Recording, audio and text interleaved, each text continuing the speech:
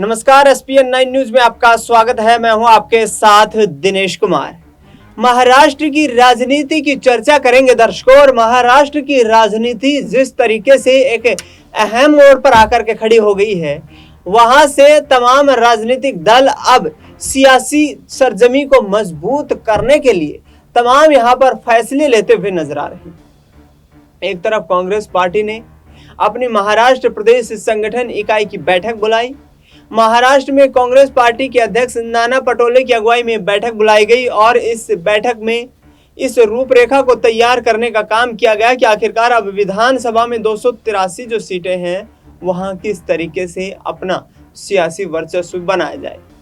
Congress party इस लोकसभा चुनाव में महाराष्ट्र में सबसे बड़ा राजनीतिक दल बनकर उभर कर सामने आई है। 13 लोकसभा सीटों पर जीत हासिल की है। इसके साथ साथ दूसरी तरफ देखा जाए तो एकनाथ शिंदे और अजीत पवार गुट यहां भारतीय जनता पार्टी के साथ गठबंधन से खफा नजर आ रही है। लिहाजा मोदी कैबिनेट में एक कैबिनेट मंत्री की मांग पर अड़े यहां पर अजीत पवार और एकनाथ शिंदे क्या वाकई में कोई बड़ा फैसला लेने वाले हैं, कोई बड़ा ऐलान करने वाले हैं? क्योंकि जिस तरीके से यहाँ तमाम गतिविधियां चल रही हैं महाराष्ट्र की राजनीति में, उसको देखते हुए शरद पवार भी लगातार अपने संगठन को मजबूती के साथ आगे बढ़ाने का काम करते नजर आ रहे हैं। आपको बता दें कि एकनाथ शिंदे की तरफ से ये कहा जा रहा है कि महाराष्ट्र में उसी बिना पर चुनाव लड़ा जाएगा जब मोदी कैबिनेट में केंद्रीय मंत्रालय एक यहाँ पर शिवसेना के हिस्से आएगा। और इसके साथ साथ अजीत पवार गुट भी यही दावे करता नजर आ रहा है कि यहाँ एक कैबिनेट मंत्री पद की हमारी मांग है और उसी के आधार पर आगामी रणनीतियां तैयार की जाएंगी। गठबंधन में सीट शेयरिंग का फॉर्मूला जो है विधानसभा चुनाव के वक्त में वो भी उसी आधार पर तय किया जाएगा।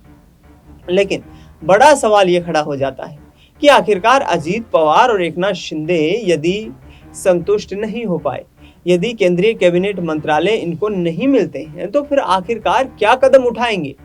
आखिरकार क्या भारतीय जनता पार्टी महाराष्ट्र की राजनीति से अपना सियासी वर्चस्व खोती हुई नजर आएगी? क्योंकि बार बार ये कहा जा रहा है कि जिस तरीके से लगातार रणनीतियां जो बन रही हैं उद्धव ठाकरे, शरद पवार और कांग्रेस पार्टी के बीच में, वो कहीं ना कहीं बीजेपी गठबंधन वाली एनडीए सरकार की यहाँ पर मुश्किलें बढ़ा सकती हैं। आपको बता दें कि शरद पवार और उद्धव ठाकरे ने एक साझा प्रेस कॉन्फ्रेंस की।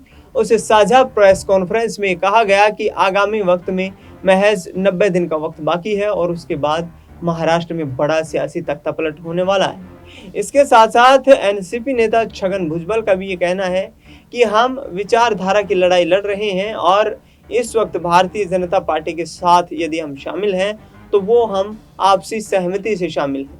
यदि हमारी बातों को दरकिनार किया जाता है, यदि हमारे मुद्दों को दरकिनार किया जाता है, तो कोई भी बड़ा फैसला लेने के लिए स्वतंत्र है। इसके साथ साथ एकनाथ शिंदे तो खुद ही यहाँ पर सामने आकर के बगावती बयान देते हुए नजर आ रहे हैं। उनकी तरफ से कहना है कि महाराष्ट्र में अब तक बीजेपी ने जो सरकार चलाई है वो मेरे बलबूते पर चलाई है और आखिरकार यदि सियासी तख्तापलट करने की नौबत आई तो एकनाथ शिंदे गुट पीछे नहीं हटेगा। यानी कि वाकई में अब विधानसभा चुनाव के दौरान क्या फिर से ये दिग्गज नेता जो कि पार्टियों की दो फाड़ करते हुए बाहर हुए थे, एकजुट होने का प्रयास करेंगे और क्या वाकई में महाराष्ट्र की राजनीति में कोई बड़ा परिवर्तन देखने को मिलेगा?